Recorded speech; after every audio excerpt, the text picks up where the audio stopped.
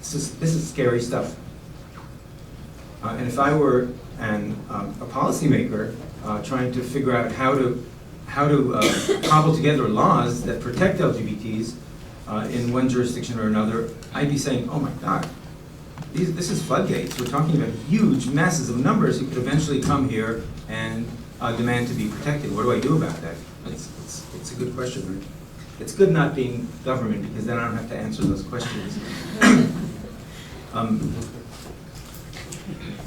But it's interesting to me. It's interesting to me that having worked in the field for so many years, I never realized the breadth and the depth of this issue, and just how pervasive it is in areas around the world. And you'll be able to see that in this map here. The map that you see has red areas. The red countries that you see are the countries that apply the death penalty for same-sex acts. The countries that you see in black are the countries that criminalize same-sex acts in one way or another. And the countries that you see in gray are the countries where we talked about before, the 29% of the world's population that lives under other human rights abuses that are related to their being LGBT. So you can see pretty easily what we're talking about. The areas that are particularly rich in persecution range from cover of the MENA region especially, but also large areas of Africa. And that's why it's not surprising that worldwide a large percentage of the LGBT asylum seekers are from those regions, MENA being the Middle East and North Africa.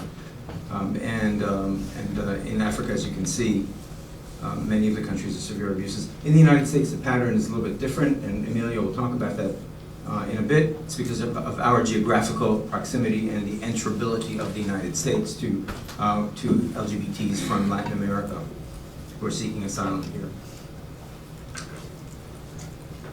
What else can this map show you? Well, there's a very unusual phenomenon that exists among LGBT refugees and asylum seekers that really isn't found among many other populations. In most world populations, you will find a large number of people becoming refugees. In other words, leaving their country of origin, going through a passage country, and living there in camps or in an urban setting for 10 years, for 20 years, for 30 years. And that is the bulk of the world's refugee population of about 10 million today. The world's population of asylum seekers, that is people who have gone directly to a country where they can seek protection, is much smaller worldwide.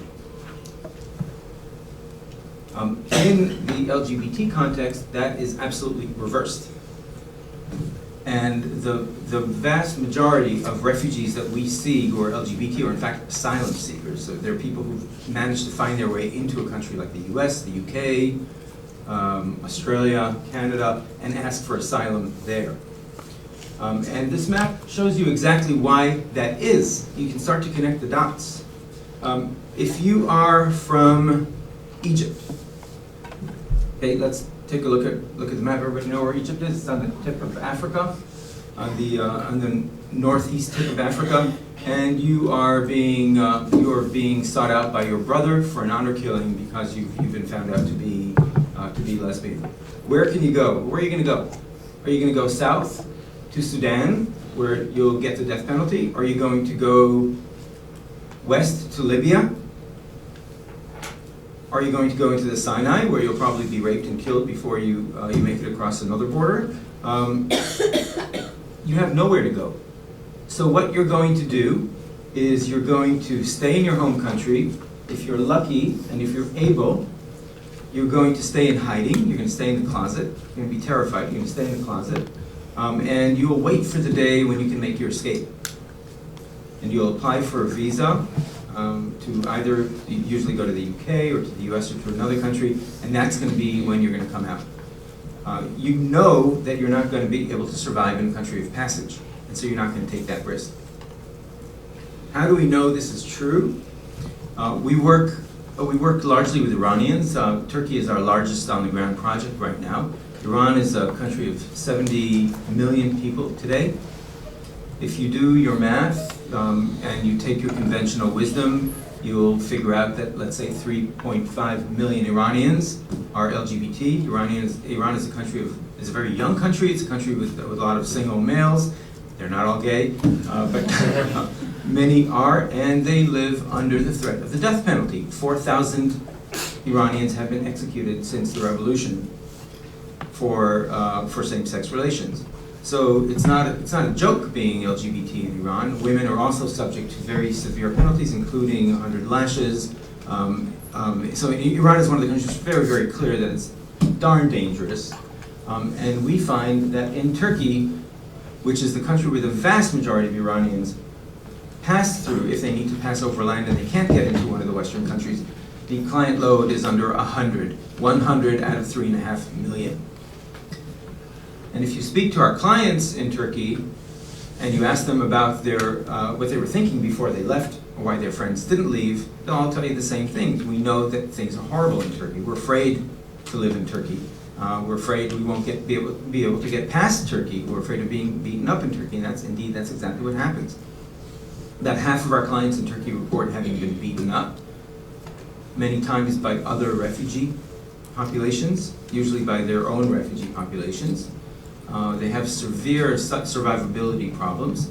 LGBT refugees usually don't have family support to fall back on. So that means that if you pick up and you cross the border from Iran to Turkey, and it's very easy to do that, or from Syria or one of the other countries that you can get into Turkey from relatively easily, you're on your own. And you're on your own for a year, or 2 years, or 3 years, and surviving is not easy. Let's go back to the numbers for the overview. So I've given you here the populations of the countries that criminalize same-sex relations. And the countries in red, we don't need to go into detail. Countries that appear for you in red are the ones where the death penalty is applied. You've got Mauritania, Nigeria in the 12 northern provinces, Somalia, Sudan, Saudi Arabia with a population of nearly 30 million, Yemen, and Iran, I think with 75 million. Sorry, I was off by 5 million. So you see, they're massive. So altogether, we have 568 million people living in countries which criminalize same-sex relations, or in one way or another. Did I get that right? No, I was wrong.